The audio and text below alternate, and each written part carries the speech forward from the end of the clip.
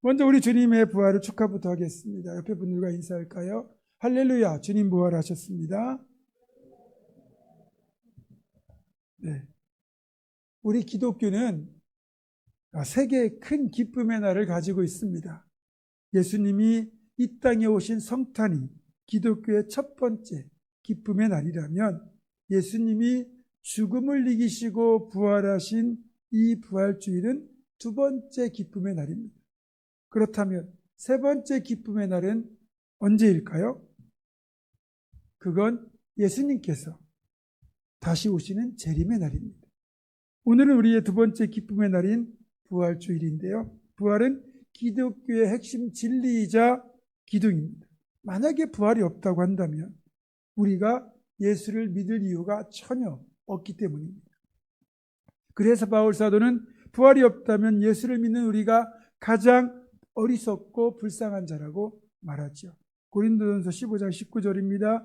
만일 그리스도 안에서 우리가 바라는 것이 다만 이 세상의 삶뿐이면 모든 사람 가운데 우리가 더욱 불쌍한 자이리라. 이 말인즉슨 부활이 있다는 뜻이잖아요.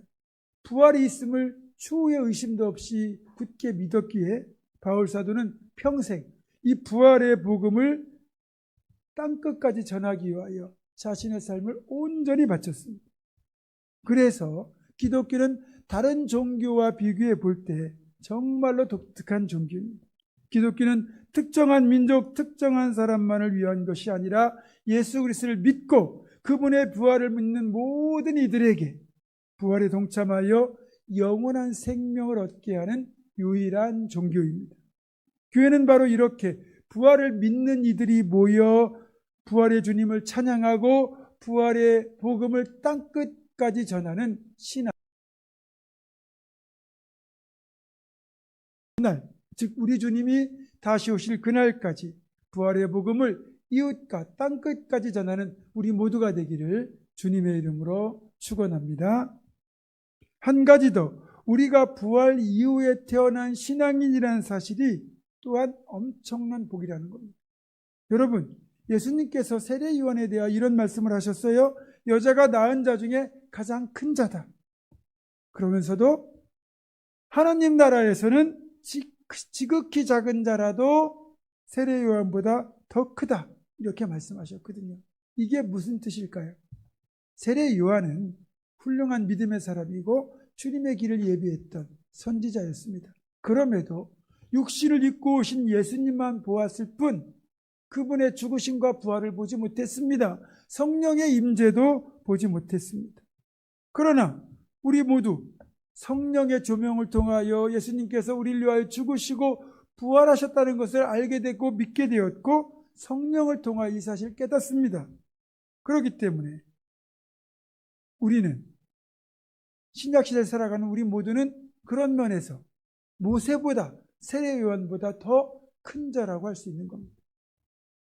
십자가에 죽으시고 무덤에 장사된 지 3일 만에 죽음의 권세를 이기시고 우리 주님 부활하셨죠. 그리고 그 주님은 바로 하늘로 올라가지 않으시고 40일을 이 땅 위에 머무셨습니다. 그리고 승천하셨어요. 왜?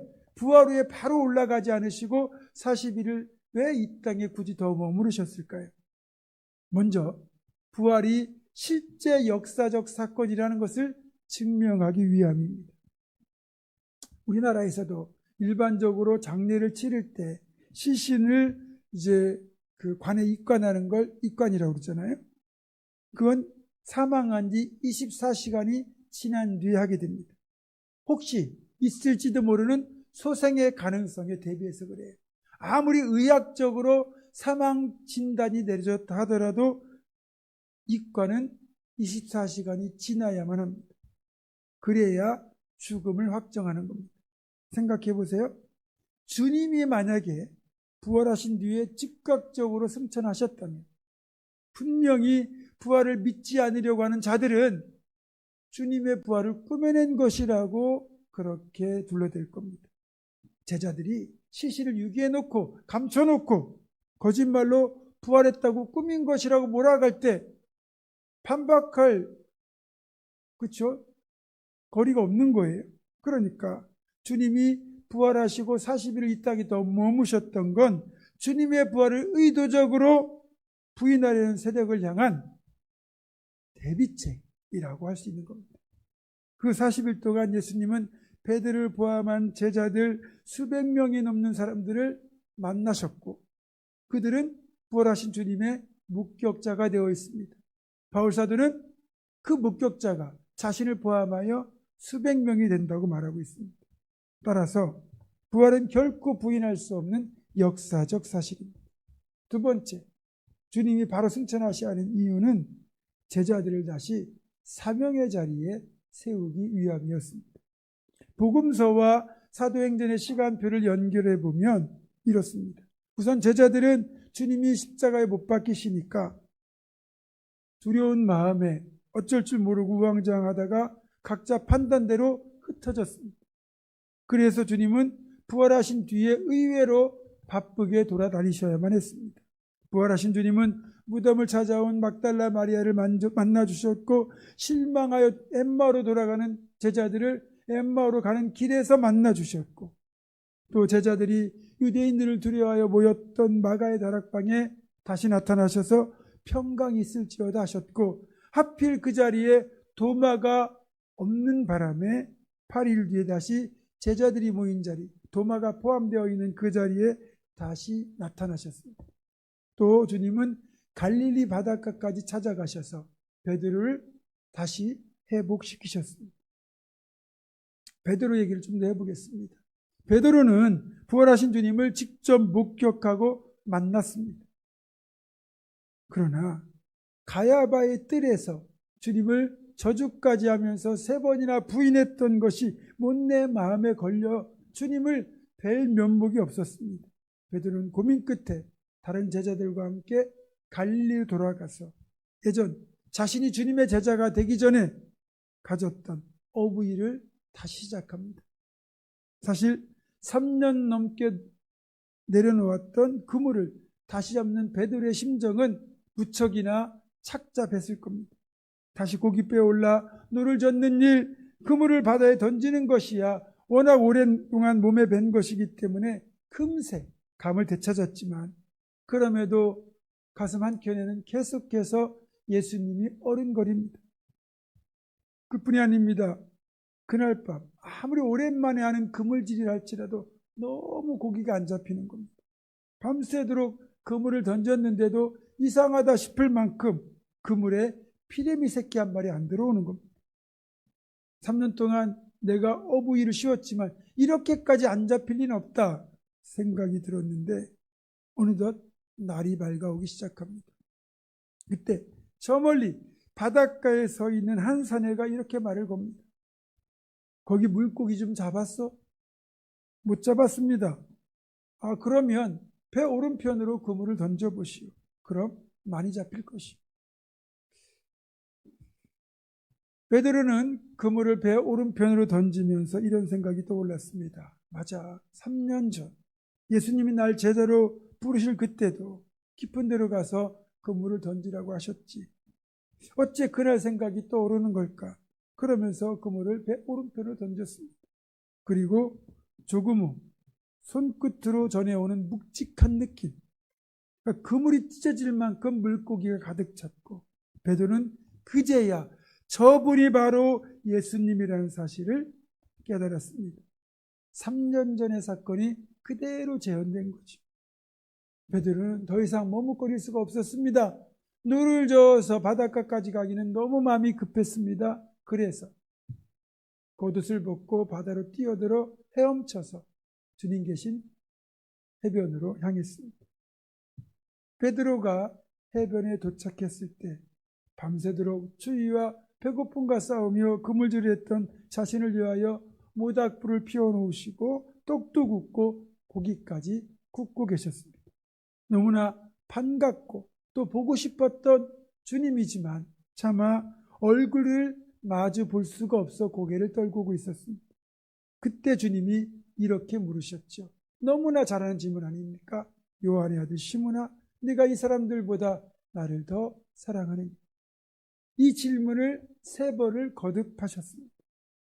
사실 이 3번의 질문은 베드로를 부끄럽게 만들기 위한 질문도 아니고 베드로의 사랑을 확인하기 위한 것도 아닙니다. 가야바의 뜰에서 주님을 3번이나 부인했던 베드로의 과거를 완전히 씻어주기 위한 주님의 배려였습니다. 이날 갈릴리 바닷가에 그물질은 3년 전 제자로서의 부르심을 다시 떠올리게 만들었고, 주님이 해변에 피워놓은 그 모닥불 숯불은 베드로가 주님을 부인했던 가야바의 뜰에 피어나왔던 불을 다시 상기시켰고, 3번의 질문은 주님을 3번이나 부인했던 고통이 되살아나는 경험이었지만, 이 만남과 이 질문을 통하여 주님을 부인했던 겁쟁이, 배신자였던 베드로는 영적으로 완전히 죽고 반석이 될 사도 베드로로 다시 부활하게 된 겁니다. 이후 요한복음 21장을 읽는 모든 사람들은 주님이 베드로를 찾아오셔서 그의 사도직을 회복시켜 주셨다는 사실을 확인하게 됩니다. 더 이상 주님을 부인했던 배신자가 아니라 여전히 주님을 사랑하고 주님이 다시 사명을 회복시켜 주신 베드로를 만나게 되는 거죠. 그렇습니다. 이렇게 보면 부활은 단지 죽었다가 살아나는 것만이 아니라 사명을 회복하고 되찾는 것도 부활의 또 다른 목적이 되는 겁니다. 사실 주님과 우리의 관계를 보면 우리는 주님을 배반하고 그런 우리를 포기하지 않고 주님이 찾아오셔서 다시 관계를 회복시켜 주시는 이런 관계의 연속입니다. 여러분, 이런 주님의 사랑을 무엇으로 표현할 수 있겠습니까? 하늘을 두루마리 삼고 바다를 먹물 삼아도 주님의 사랑을 다 기록할 수 없을 거라는 그 찬송가의 가사처럼 정말 그 어떤 것을 담을 수 없고 표현할 수 없는 것이 바로 우리를 향하신 주님의 사랑입니다. 이런 주님의 사랑으로 인하여 온전히 회복된 베드로는 성령 충만하여 초대교회를 부흥시키는 주역이 되었고, 이후에도 계속하여 복음을 전하다가 거꾸로 십자가에 매달려 순교하게 됩니다. 우리가 간략하게 짚어본 것처럼 부활하신 예수님은 이렇게 40일 동안 부활의 증인들을 세우고 제자들의 사명을 회복시키셨습니다. 그리고 마지막으로 승천하기 직전 2가지 부탁을 하셨습니다. 첫 번째, 예루살렘을 떠나지 말고 약속하신 성령을 기다리라. 두 번째, 그 성령이 임하시면 예루살렘과 온 유대야와 사마리아와 땅끝까지 이르러 주님의 증인이 되라. 제자들은 이 주님의 부탁 명령에 따라 예루살렘을 떠나지 않고 마가의 다락방에 모여 합심하여 기도하기를 시작했습니다. 무려 열흘 동안 약속하신 성령의 임재를 기다리며 먹는 시간, 자는 시간을 제외하고는 오로지 기도에 전념했습니다. 이들은 성령이 임하기까지는 절대로 움직이지 않았습니다. 밖으로 나가지도 않았습니다. 약속하신 것을 기다린 겁니다. 그리고 드디어 주님 승천하시고 열흘이 지난 오순절날 약속대로 성령이 임했습니다. 성령의 임재가 나타난 이후 그들로 인하여 역사가 바뀌고 세상이 바뀌었습니다. 죽음을 두려워하지 않는 최고의 제자들이 탄생하는 순간이었습니다. 이것이 바로 부활 이후 50일 동안 이루어진 일들입니다. 오늘 말씀을 정리합니다. 여러분, 부활 그 자체는 우리에게 영원한 천국의 소망과 생명을 가져다주는 가장 기쁜 소식입니다. 당연히 기쁘고 복된 소식이지만 여기에 더하여 부활 이후에 주님이 행하시고 명령하신 것들 속에 지금 우리에게 주시는 분명한 메시지가 있다는 사실을 알아야 됩니다. 부활의 기쁨을 우리에게 주신 것은 죽을 수밖에 없는 절망적 상황에서 새롭게 생명을 얻었다는 그 사실을 넘어 성령 충만을 받아 그동안 우리가 소홀히 했던 사명을 다시 붙잡고 회복하라는 뜻, 또 실패해서 넘어진 자리에서 다시 일어나 믿음의 경주를 재개하라는 뜻입니다. 이것이 진정한 부활신앙입니다.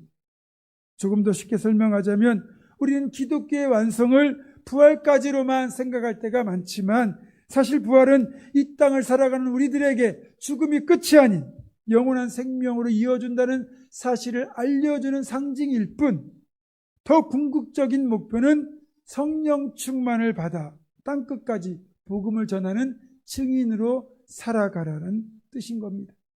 사랑하는 성도 여러분, 오늘부터 기쁨의 50일이 시작됩니다. 주님의 부활로부터 성령 강림의 때까지를 말하는 이 기쁨의 50일은 주님이 보여주시고 약속하신 대로 부활의 기쁨 속에서 사명을 회복하고 성령의 임재를 기다리며 준비하는 기간인 것입니다. 우리 모두 부활을 즐거워하고 기뻐하되 이제부터는 성령의 임재를 위하여 더욱 기도에 매진할 때가 되었습니다. 고난주간 특별 새벽 기도회는 끝났어도 이제부터는 개인의 경건과 성령의 임재를 위한 새벽 기도, 교회와 성도를 위하여 성령을 간구하는 금요 기도회까지 우리가 더욱더 집중하여 우리 모두 약속하신 성령을 받아야 합니다. 이제 우리에게 주신 약속 중에서 우리 주님은 먼저 십자가 대속의 약속을 신실하게 지키셨고 부활의 약속을 지키셨고 보혜사 성령을 보내주시겠다는 약속도 지키셨습니다. 이제 남은 약속은 딱 한 가지, 다시 오시겠다는 재림의 약속 하나입니다. 주님의 약속은 신실합니다. 반드시 이루어집니다. 부활신앙에 더하여 성령신앙, 여기에 더하여 종말신앙으로 살아가는 것이 우리 신앙인의 가장 바람직한 자세입니다. 말씀을 맺습니다. 사랑하는 성도 여러분, 부활은 2000년 전 실제로 일어난 역사적 사건입니다. 그리고 주님이 재림하시는 그날 또 한 번의 부활이 우리를 기다리고 있습니다. 그날이 오기까지 성령의 임재를 사모하며 더욱 기도에 매진하고 성령을 충만히 받아 부활의 증인으로 살면서 땅끝까지 복음을 전하는 이 복된 길을 끝까지 걸어가는 우리 모두가 되기를 주님의 이름으로 축원합니다. 기도하겠습니다. 신실하신 하나님, 부활의 기쁨이 넘치는 오늘 부활에 참여함과 동시에 우리에게 약속하신 성령을 받아 땅끝까지 복음을 전하는 사명을 온전히 감당하는 우리가 되게 하여 주시옵소서. 예수 그리스도의 이름으로 기도드립니다. 아멘.